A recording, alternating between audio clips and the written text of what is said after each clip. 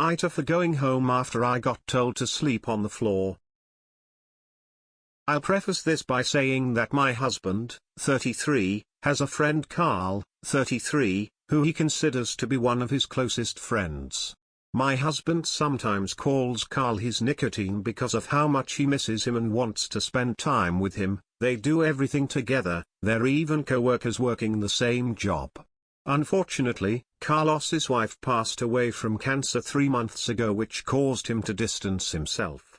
My husband felt devastated for him. He recently started spending more time with him and brought him meals and new clothes. We planned a 3-day vacation to another state. I made a hotel reservation for 2. Unbeknownst to me, my husband had invited Carl to come with us. This made me upset because it spoiled the entire vacation. Not trying to be dramatic, I only found out when he went to pick him up. I sucked it up after my husband explained that Carl is a recent widower who's been wallowing in grief for so long and needed this vacation.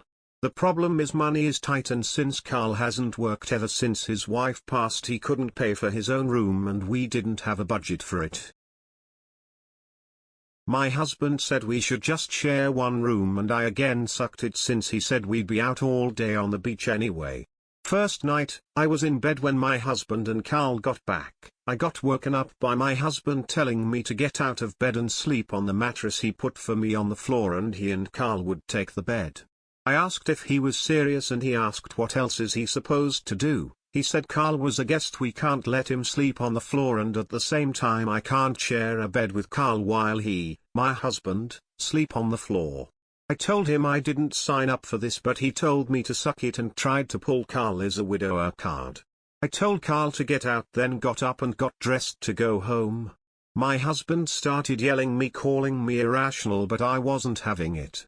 I left the hotel and traveled back home. Carl didn't say anything when he saw me leave except that I was making this non-issue an issue.